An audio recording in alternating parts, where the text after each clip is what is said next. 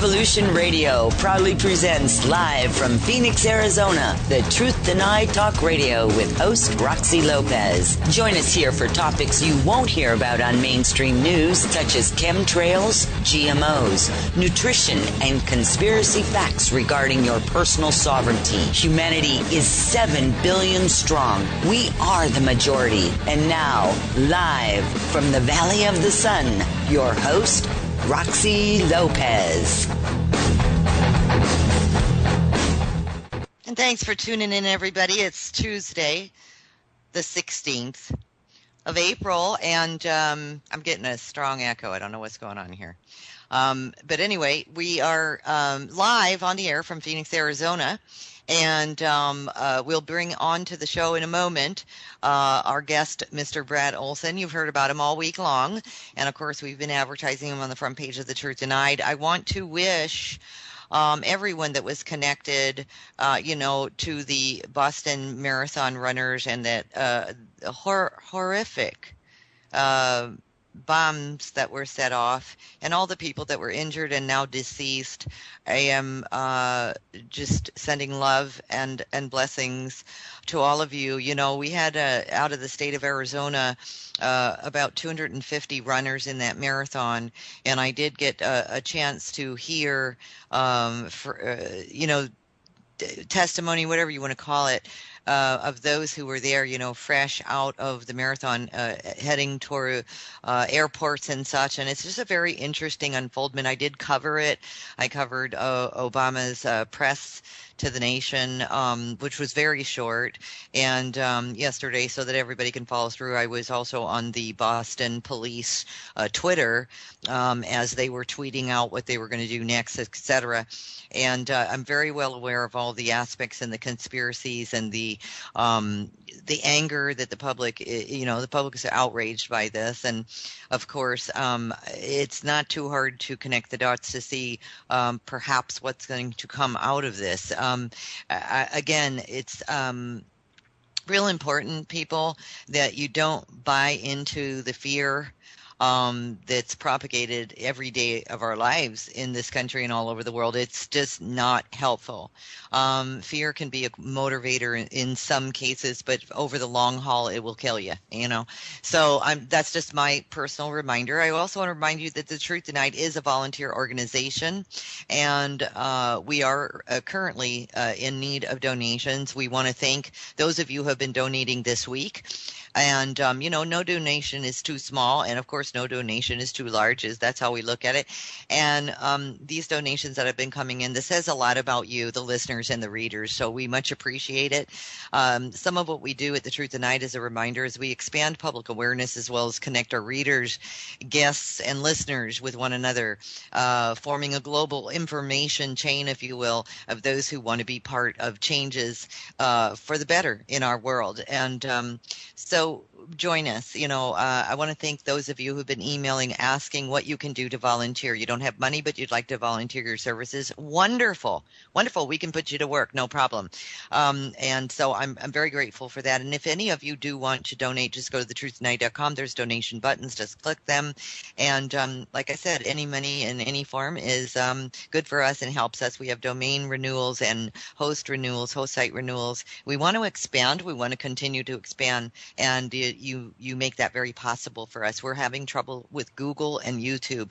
We have been able to self-support ourselves until about 4 months ago. Some way, somehow, we don't know what's happening, and we're not the only ones. Somehow they're not paying us anymore, and we don't know why. And we've written them. And if anybody has a YouTube account or YouTube channel or a blog site, this is happening to you as well. And there is nobody to write. There is no one to write. So it's all over the blogs at Google, and people are asking what's happening, what has happened. Meanwhile, Google, unfortunately, is still running all the ads on millions of websites, and hopefully they'll straighten it out. And I would just want to put a prayer out to that, because many bloggers are writing me and they're not going to be able to continue. And this is very unfortunate. So some of them are going to come over with us for a little while, and we're happy to assist. We're happy to get your information out there. We're a highly trafficked website. We have a lot of traffic. And again, we are growing exponentially. So again, thank you. Thank all of you who share our websites and our radio shows. And speaking of volunteers, Revolution Radio, for those of you who do not know, we have many hosts here. I don't even know how many. If my producer can give me a number, that would be great. But I have no idea, 20, 30 hosts, I don't know. Every one of us are volunteers. Revolution Radio was founded and set up by Mike Wrigley. We fondly call him and is known as Hawk because he's a night hawk. He works around the clock. He funded this. He put this station together about a year and a half ago. And we do, oh, thank you, Kat. We have 45 or more hosts. Every one of us are volunteers, and we put together, as you well know, substantial awareness shows with guests like the guests that we're going to have on this evening. And, we also make videos out of these shows. Revolution Radio's website on YouTube has the shows there. And of course, we have them at The Truth Tonight. And we also do articles, and we give you all the information for our guests. If you write us and you have questions for the guests, we forward those to our guests. It never ends. So we are forming that information chain, and together we can all do this. And so those of you who are listeners and readers, like I say, a lot of people are very broke right now. They don't even have $5 to donate, and that is fine. You can do something. You can share the information with others, and that really helps us all out. So thank you again. For the most part, we do continue our work, and we are honored to have so many of you who support our work. So once again, thank you and many blessings. Next week, Thursday, there's another show that I do. It's a television show, Tribe TV. So next Thursday at 1 o'clock, Pacific Standard Time, we'll be doing another episode of GIC with the GIC owner Bernard Alvarez, and of course myself. So watch for the ads that'll be coming up next week on the show. We'll also have back to the show one of your favorites and one of mine, Dr. Will Spencer and some friends, and we're going to talk about a few things. Go to the schedule page on The Truth Tonight, really easy to find, and check out some of the topics that we're going to be furthering knowledge for all of you on. And we're even going to share a little bit. I'm going to share a little bit with some personal things that have been going on that have changed because of Dr. Will Spencer in my life, and some of the friends that Dr. Will Spencer has been working with, some of my personal friends, some for many years. So there you have it. And of course, I'm really excited. This is going to be the first time that my guest, Brad Olson, is going to be on the show. We're going to dive into some subject matters like, what is secret government, and what's the Third Reich, and what are secret sciences? Oh, I can't wait to hear about that. What's backward engineering, and who are the men in black, and topics such as these. I can't wait. We're just going to race into it and dive into it. A little bit of background on my guest tonight. He's an author. He's a publication contributor.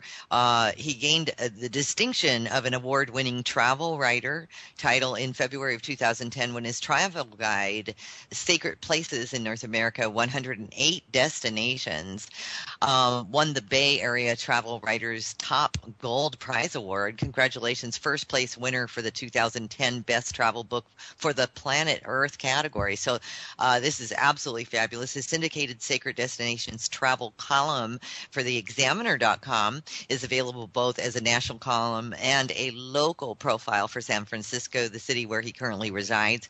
Brad is a travel columnist for Yahoo Contributor Network. So he is also a contributing editor for the World Explorer magazine. Oh my gosh, I can't keep up with this man.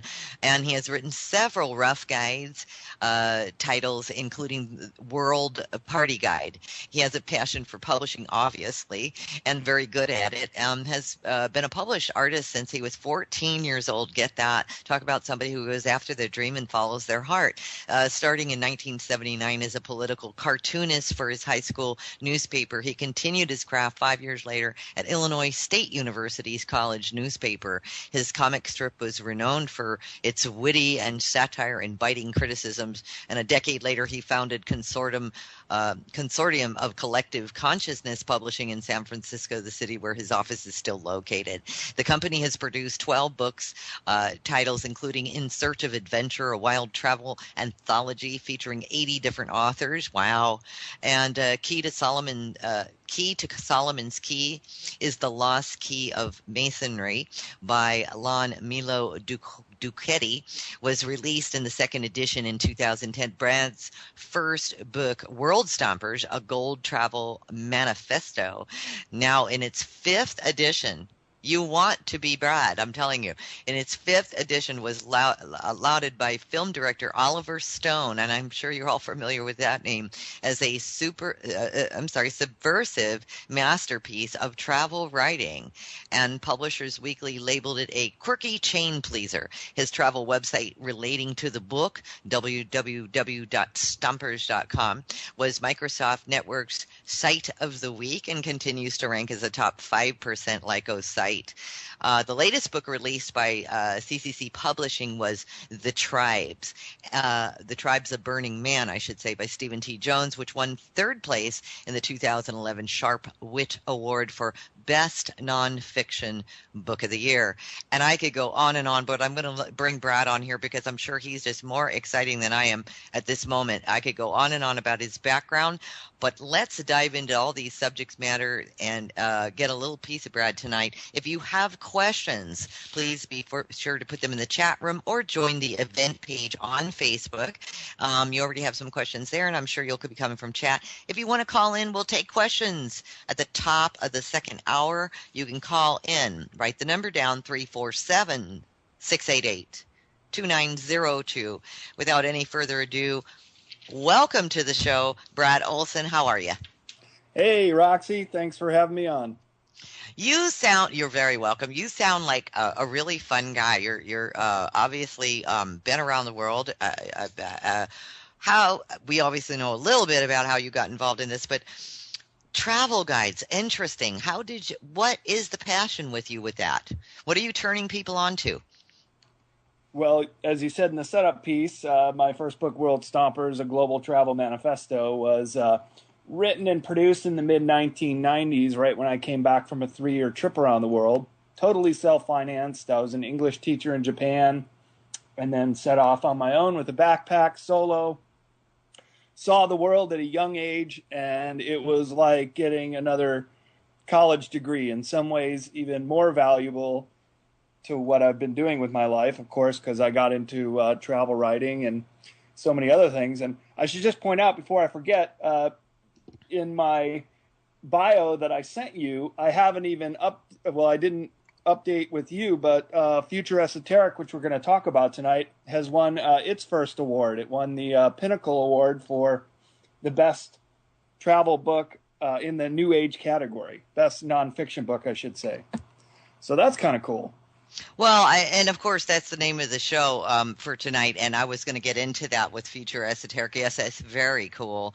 What does it mean? What does to be a future esoteric? What does that mean? Right. Well, conspiracy theory as a term is really overworked, and it's a loaded term. And even though I love Jesse Ventura's show, which uses that phrase, I just had to look for something else. And while Future Esoteric really doesn't have anything to do with traveling, it's kind of traveling of the mind is about the closest parallel there is. But what I've done is covered all the subjects that are not part of what I call the mainstream narrative in life.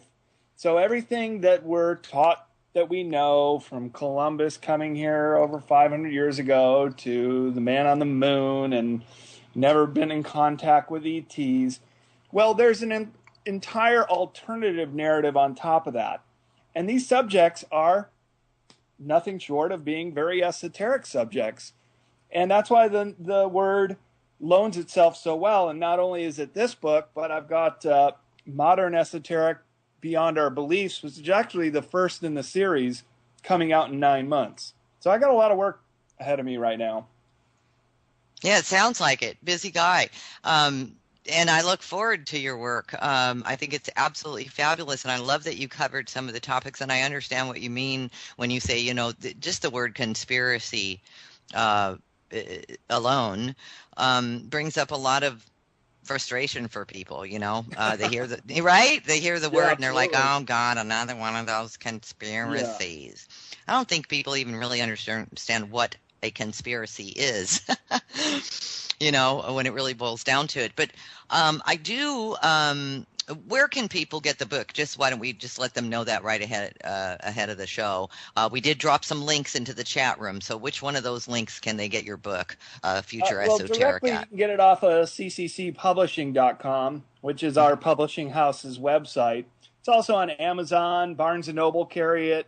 It should be in most bookstores. If not, you can request it. We're internationally distributed through Independent Publishers Group, so a wide reach and range of possibilities to order this book. Mm-hmm. And great. And we'll also advertise that for you after the show. And we'll just keep that on our website. So, if anybody's looking for your stuff, they'll find it. Now, can we dive into the book? Can we talk about some of the subject matter that is in the book? Let's do it. Oh, I love it. So I think I'm going to go right now with one of my favorites. Who are the men in black? Can we start there? Who are they? I mean, are they real? Well, it's a great question. And this is basically starting in the very middle of the book. I break it up in 3 sections. We start out in the secret section, then it goes into the cosmos section, and then there's the utopia section. So right in the middle of the cosmos section is the Men in Black chapter. And, Roxy, I try to be as objective and out of the picture as far as my opinion goes as possible, and just lay down what's known. What are the facts? And I should just preface by saying that by using the title esoteric, this is a term that literally means it's only understood or practiced by a select few people. This is not information that I think is really ready for the whole world to understand, but the people who are feeling that there is more of a story than the alternative, than the regular narrative, will really latch on to this book because it does delve into every one of these subjects, including the Men in Black. So to answer your question, it could be a number of things. It could be Secret Service type, very much human government agents, or it could be more of an ET nature. Now, to define it, the Men in Black are always associated with phenomenon. And by that I mean anything from a UFO sighting to even Bigfoot sightings to anomalies in the sky to even possibly time travel visitors. Now, what makes the Men in Black so unique is they are Johnny on the spot. They are there right away. They are so quick to intercept witnesses that they get to this person before they even make a phone call, before they even tell someone what they've just seen. They're visited. And when they are visited, these characters are very creepy. For one, they don't have mannerisms quite like we do. They do things that are really quirky, like they don't know how a pen works or a spoon. They speak in sort of this old 1950s style English. They wear the old style clothes of the 1950s. They even drive big old black Cadillacs from a bygone age. So that alone makes it kind of a suspicious, or dare I say, esoteric subject. But what's really the trippiest thing about the Men in Black is they're extremely telepathic.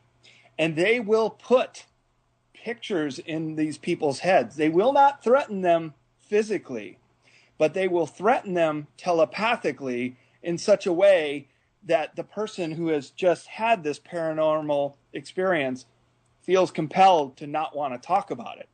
And then the Men in Black have done their job. You know, that is really interesting. I'd like to interject on that. I had a friend who was an author for many years for a big UFO magazine, and I'm not going to mention his name. And he had a company, and the Men in Black parked outside of his office every day for a while. And when he would leave, when he'd go outside of the office and try to approach the car, right before he hit the sidewalk, the car would start up and leave. And of course, the windows were so dark that he couldn't see anybody that was inside. He never saw a person get out of that car, but it drove up to his place every day. And you know what's really interesting about this? You're kind of spooking me. He ended up saying that, I think it's time to pack it up. He closed the company. He stopped writing. This all happened, by the way, within a matter of months. Stopped writing and then moved to another state, and that didn't seem to be good enough. Then packed up. This is a very good friend of mine, and will not return phone calls or emails anymore. And this all happened in a matter of a few months. And you know what, Roxy? He's not alone. A lot of people who have had these experiences with the Men in Black, the threats are not so veiled. Even though they're not saying, we're going to break your legs, they're putting mental images in people's pictures. And one of the things I talk about in the Utopia section is superhuman abilities and our capacity to become telepathic. Now, one thing that they feed on is our fear. If we're afraid of them, they're already in the driver's seat. But if we can somehow match wits, or at least make an attempt to shield ourselves energetically and say, hey, look, I'm a human. I was born here on the planet. I don't know who you are. This is basically my conversation if I'm ever confronted with them. But you're not welcome here. All I'm doing is telling a story here, Roxy. It's a very compelling story, but I realize it digs very deep, and I realize other people who have told this story have gotten really scared, and I don't blame them, but I'm personally not afraid.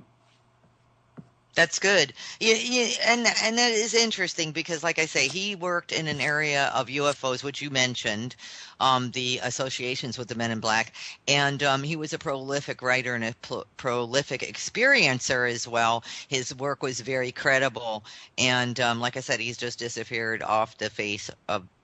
I don't know where he is. I have no idea, but that's very interesting because he did refer to them as the Men in Black. He was very aware that that's who they were. As a matter of fact, when the car first pulled up to their place of business, it was the secretary that noticed, and she ended up quitting within a few days. Wow. Just quit. Yeah, I mean, and all the car did was park in front for an hour or two and then leave. It would be there and then it would be gone. Of course, Jesse Ventura, I think, covered, you mentioned him, the Men in Black as well. And it is sort of sinister, isn't it? Well, it is. And it ties into the entire agenda that perhaps a sinister ET species has on this planet. And if you were to ask my opinion, I would say that probably they are biologically created entities, not even necessarily life forms like you and I, born from parents, but more like a test tube type creature.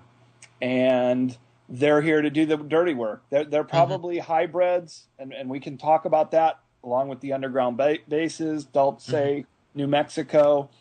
There's supposed to be thousands of them underground, all throughout the state of New Mexico. And this is where, geez, we're already going about as deep as you can go in this rabbit hole, but hey, why not? This is really the essence of it. This is the control agenda on this planet, and this is what they want to do. They want humans to be like we treat cattle. And in fact, they have the same kind of contempt for us. And when I say they, I'm talking about the Greys, but more importantly, they have masters who are these Draco reptilian ETs. And people need to be very aware that these things are real, they live underground, and they're extremely telepathic, as well as having fourth dimensional capabilities. And what that means is they can astral travel at will, and they can get into the minds of people. And they've been called many different things by many different races throughout the ages. Ancient Arabic people called them the jinn. Nag Hammadi text calls them the archons.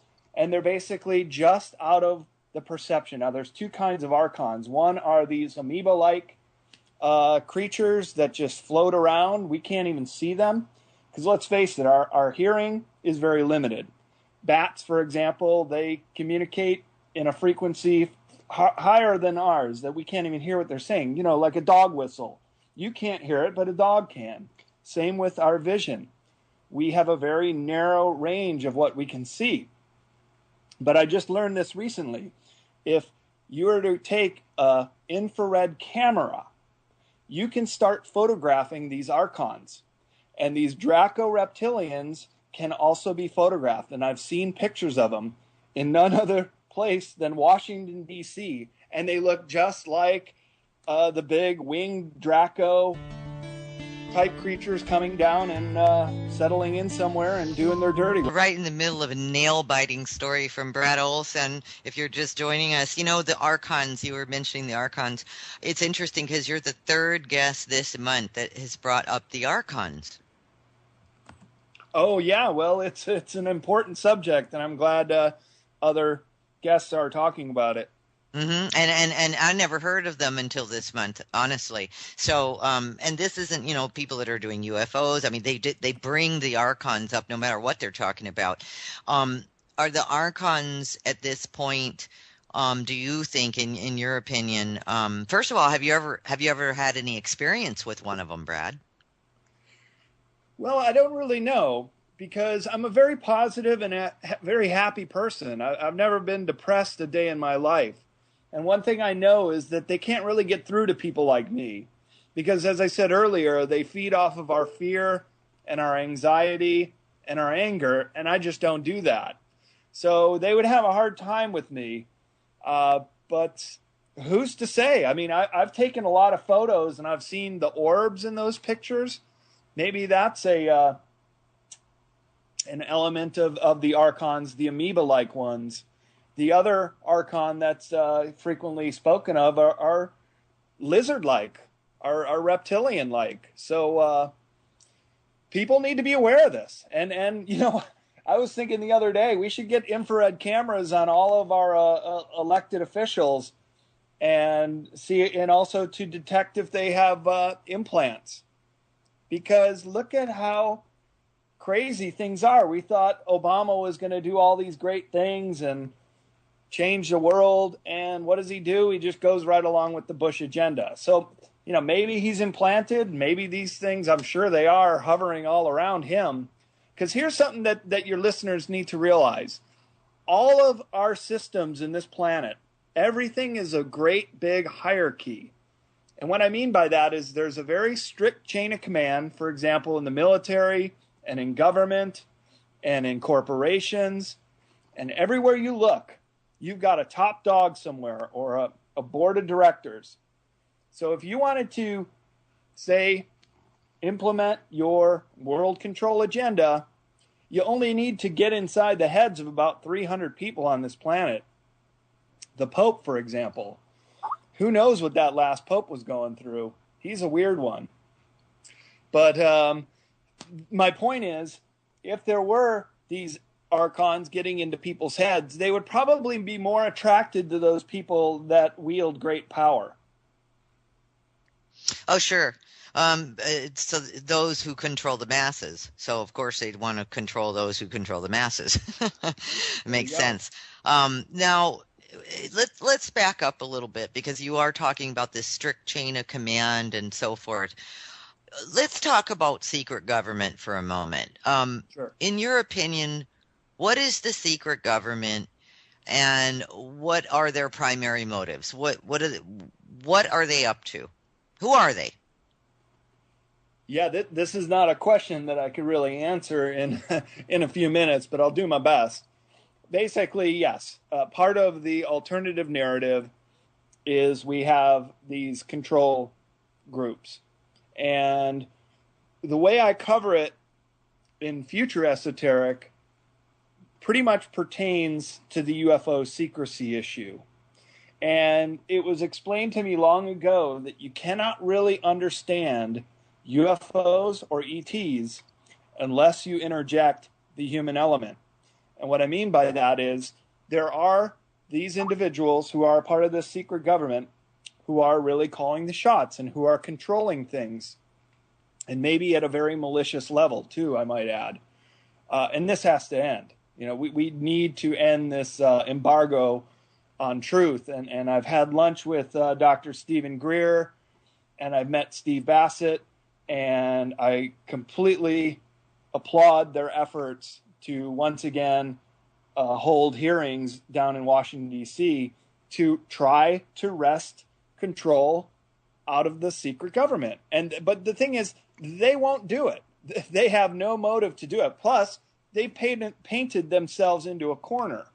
So even if they wanted to, and my understanding is some of them in the Majestic 12 group, although they've renamed themselves, they do want to make disclosure. They just realize they can't because of all the implications, such as, well, why didn't you tell us sooner? What else are you trying to hide? What are the possibilities of using this technology in different ways? And then you have things like, let me just put this out there. Look at what's at stake. We're talking about some of the greatest secrets ever held. We're talking about anti-gravity. We're talking about free energy. We're talking about space travel. We're talking about time travel. These are all things that humans have been working on and experimenting with. These are the secret sciences and secret science chapter of my book. And they have been a very closely guarded secret, more top secret than even the hydrogen bomb. Why do they want that to be kept such a secret, by the way? What do you think? Why? Well, I mean, look what's at stake. If free energy came out, and that's a chapter in my Utopia section, petrochemicals, burning gas, burning coal, nuclear energy will all go the wayside. We don't need it anymore. And that's the biggest corporations on the planet, our energy companies. If we start learning about our true nature, who we are as, I'll even say it, interdimensional beings, we do have these capacities to become fourth dimensional and to bend spoons with telekinesis and become telepathic. But again, we're not being taught this. These are the secrets that have been hoarded. Now, I'm going to expand a lot more in this in the other book, Modern Esoteric, which is basically everything looking back up to the modern age. So I'm going to look at all the secret societies and mystery schools. And many of these traditions have tapped into this and have gotten humans to the point where they can be astral travelers and become superhumans. And again, this is very esoteric. That's the perfect word for what I'm describing here. Whereas the book Future Esoteric, which is out now, is looking into the future. And that future is going to include ET. Interesting. You mentioned that the Majestic 12 group has changed their name. Do you know what it is now? Well, I understand they've added more members, and I don't know what the name is. It doesn't really matter. Mm-hmm. They could just call themselves what they want to call themselves. But they have to keep it something that won't be picked up.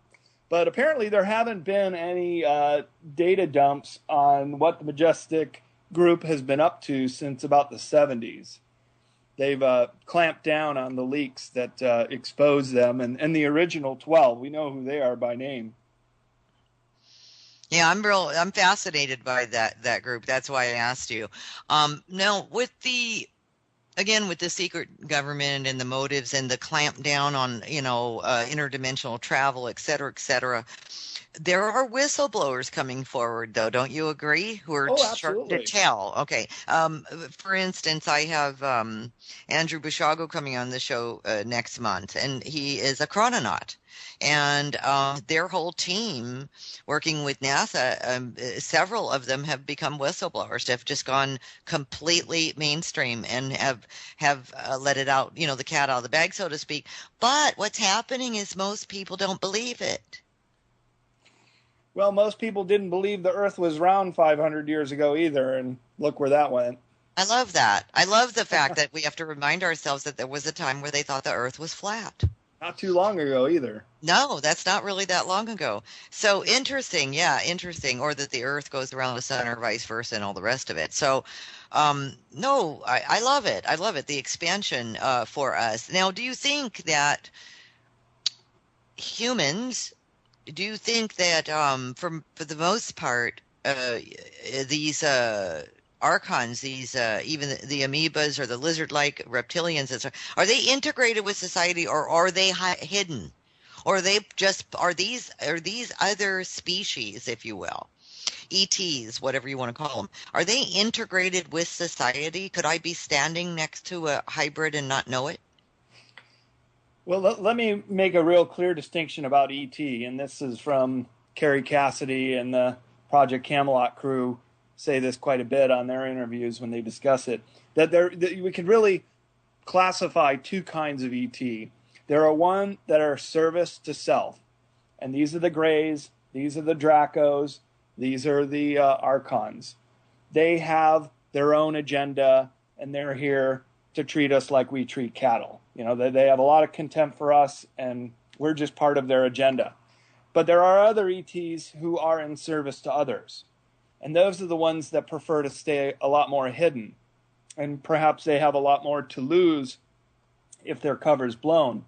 So it's my understanding that there are ETs that look almost identical to us, that they could walk by you on the street and you would not even know. They're very human-like in their appearance. There are others that are just off the charts. And the variety of ETs, my understanding is it's kind of like the scene in Star Wars when they go into the bar and they pan around the bar and you see all these different kind of characters, maybe not with eyes coming out of socket tubes or anything like that, but there are lizard-like people, there are insectoids, there are these Greys with real frail, skinny bodies, but great big heads and wraparound black eyes. And then on top of that, there are many different species of Greys. So, I mean, this is how deep the rabbit hole goes, because none of this is being told to us. We have to go through people who have been abducted, some whistleblowers from the government who have actually seen these things. Sometimes, they're dead, of course. Others, like Phil Schneider, who went underground and was part of this conflict with them in the 70s called the Underground Wars at Dulce and Area 51. And taken together, you see, this is what I do. I take all of the data points about these things, and I'm a voracious reader. I'm always looking into it. I've been into this since I was a little kid. That's why this is a very natural book for me to do, even though my background is traveling. I take all these data points, Roxy, and I look at what the bell curve says about them. For example, Roswell. You've got some people that say that the disc that crashed was a weather balloon. Okay, that's the government cover story. And that has changed several times. They couldn't even get that right. And the alien bodies that were recovered were test tube babies. Okay, well, that's the regular narrative. If you want to go that way, go that way. But by far, the most data points suggest that this was an ET crash, and these were ET bodies that were recovered. Not only ET bodies, but the Grey species. There's another writer who I have a tremendous respect for, who says that the ET was Nazi. But, he's alone in that opinion, basically. Whereas the huge amount of witnesses, the huge amount of researchers, the huge amount of whistleblowers who come out on Roswell say the same thing. And when that happens, when those data points are at the top of the bell curve, that's the story that I'm looking for, and that's the narrative that I pursue. Makes sense to me. So with that in mind, Brad, you just brought up Nazis and so forth. I have to go here. Do it. Okay, so does Nazi Germany stand out as something very different on the planet? Is it a hub? Okay, let's start. I'm going with intuition here on this. You just said something that just struck a chord with me. So, is it some kind of hub? But go ahead. let's just keep in mind that the Third Reich never surrendered. Mm-hmm. Germany surrendered after World War II.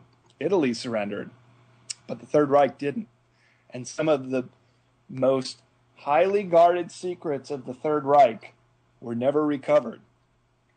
And what I'm speaking of is the Bell, which was this prototype for time and space travel, as well as a fleet, not just one or two, but a fleet of UFO-style flying craft. I'm talking disc-shaped craft as well as cigar-shaped craft.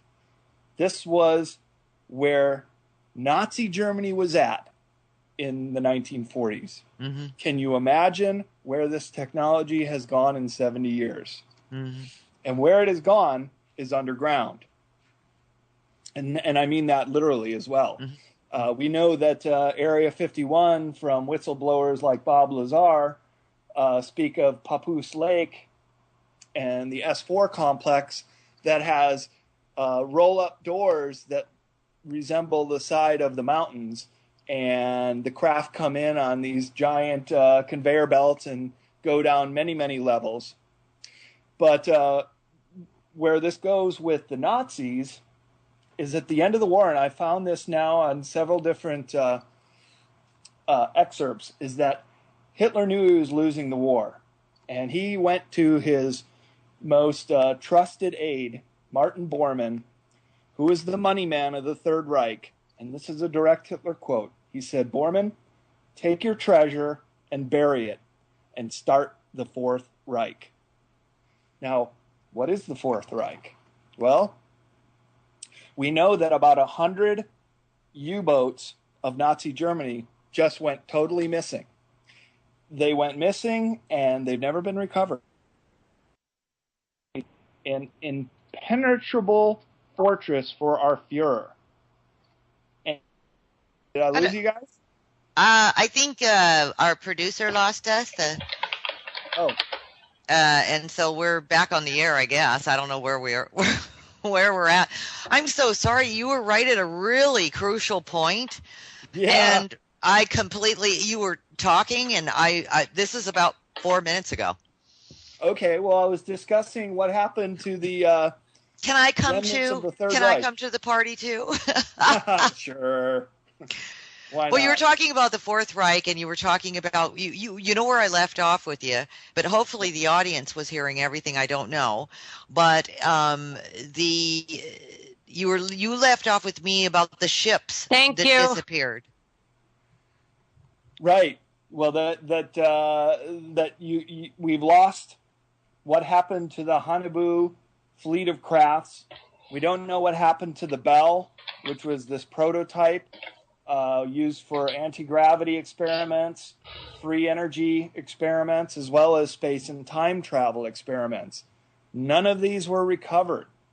So the thinking is that the scientists that came over to America in Project Paperclip, such as Werner von Braun and others, they were just minor players in the big picture of what the Third Reich was working on towards the end of the war. And the thinking is they took this stuff down to Antarctica, where they know they could store it away. And I'm not sure if you heard, but the top admiral of the Nazi Navy, Admiral Dolence, let it slip in 1943 that the Reich had created an impenetrable fortress for the Fuhrer. Now, there's some that think that Hitler didn't even die after World War II, that he escaped like Martin Bormann did and went down to these bases. Now, isn't it interesting that fascism raised its really ugly head in the 1950s with Pinochet in Chile, and Argentina was the next outward fascist governments that we saw? And isn't it also interesting that they had these U-boat bases down in Patagonia, Argentina, as well as several of the islands down in the South Sea there near Antarctica that never were really understood or discovered. And then in the 1946, 1947, Admiral Byrd was going down there on an expedition to check out Antarctica. They had some intelligence. Mm-hmm. And their armada was confronted 2 months into the 6-month expedition. A destroyer was sunk. There were witnesses that saw a disc-shaped craft come up out of the ocean. They came and they took out just one boat, and they moved so fast that none of the anti-aircraft guns could even get close to them. They came back, and Admiral Byrd testified to Congress that there were crafts that could move so fast that they could go pole to pole in one day. So I think clearly what he's describing here is this is where the missing technology went. Mm-hmm. And Martin Bormann started Nazi International, a.k.a. the Fourth Reich, a.k.a. the New World Order, is how it's rearing its ugly head now. Interesting connecting the dots. And with that in mind, this is fascinating stuff, Brad. Really fascinating stuff. With that in mind, it seems there's so much proof, of putting these pieces of the puzzle together. It seems that there is a lot of proof. It's not hard for me to digest it, and I don't think it will be for the listeners at all. But what is the media? They have a place in all of this, mainstream media, right? We all make fun of them now, don't we? Sure, they have a place, but people need to realize they're owned by the corporations. Mm. They're owned by the same people who are calling the same shots. So they can't be trusted. And of course, they handle things.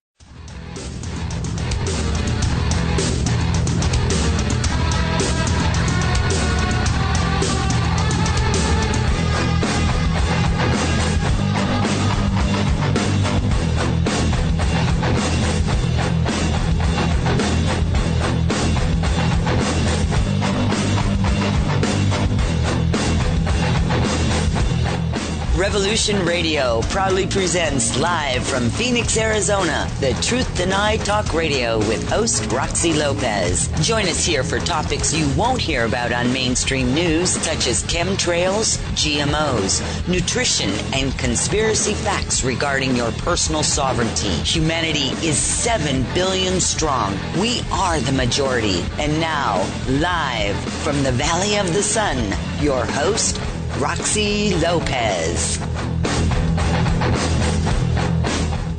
And thanks for tuning in, everybody. It's Tuesday, the 16th of April, and I'm getting a strong echo. I don't know what's going on here. But anyway, we are live on the air from Phoenix, etc. And I'm very well aware of all the aspects and the conspiracies and the anger that the public, the public is outraged by this. And of course, it's not too hard to connect the dots to see perhaps what's going to come out of this. Again, it's real important, people, that you don't buy into the fear that's propagated every day of our lives in this country and all over the world. It's just not helpful. Fear can be a motivator in some cases, but over the long haul, it will kill you, So that's just my personal reminder. I also want to remind you that the Truth Denied is a volunteer organization, and we are currently in need of donations. We want to thank those of you who have been donating this week. And, no donation is too small. And of course, no donation is too large. That's how we look at it. And these donations that have been coming in, this says a lot about you, the listeners and the readers. So we much appreciate it. Some of what we do at The Truth Tonight, as a reminder, is we expand public awareness as well as connect our readers, guests, and listeners with one another. Blogs at Google, and people are asking what's happening, what has happened. Meanwhile, Google, unfortunately, is still running all the ads on millions of websites, and hopefully they'll straighten it out. And I would just want to put a prayer out to that, because many bloggers are writing me and they're not going to be able to continue. And this is very unfortunate. So some of them are going to come over with us for a little while, and we're happy to assist. We're happy to get your information out there. We're a highly trafficked website. We have a lot of traffic. And again, we are growing exponentially. So again, thank you. Thank all of you who share our websites and our radio shows. And speaking of volunteers, Revolution Radio, for those of you who do not know, we have many hosts here. I don't even know how many. If my producer can give me a number, that would be great. But I have no idea, 20, 30 hosts, I don't know. Every one of us are volunteers. Revolution Radio was founded and set up by Mike Wrigley. We fondly call him and is known as Hawk because he's a night hawk. He works around the clock. He funded this. He put this station together about a year, forming a global information chain, if you will, of those who want to be part of changes for the better in our world. And so join us. I want to thank those of you who've been emailing asking what you can do to volunteer. You don't have money, but you'd like to volunteer your services. Wonderful. We can put you to work. No problem. And so I'm very grateful for that. And if any of you do want to donate, just go to thetruthnight.com. There's donation buttons. Just click them. And like I said, any money in any form is good for us and helps us. We have domain renewals and host site renewals. We want to expand. We want to continue to expand. And you make that very possible for us. We're having trouble with Google and YouTube. We have been able to self-support ourselves until about 4 months ago. Somehow we don't know what's happening, and we're not the only ones. Somehow they're not paying us anymore, and we don't know why. And we've written them. And if anybody has a YouTube account or YouTube channel or a blog site, you know this is happening to you as well. And there is nobody to write. There is no one to write. So it's all over Arizona. And we'll bring on to the show in a moment our guest, Mr. Brad Olson. You've heard about him all week long. And, of course, we've been advertising him on the front page of The Truth Denied. I want to wish everyone that was connected, to the Boston Marathon runners and that horrific bombs that were set off and all the people that were injured and now deceased. I am just sending love and blessings to all of you. We had out of the state of Arizona about 250 runners in that marathon, and I did get a chance to hear testimony, whatever you want to call it, of those who were there, fresh out of the marathon, heading toward airports and such. And it's just a very interesting unfoldment. I did cover it. I covered Obama's press to the nation, which was very short. And yesterday, so that everybody can follow through, I was also on the Boston police Twitter as they were tweeting out what they were going to do next,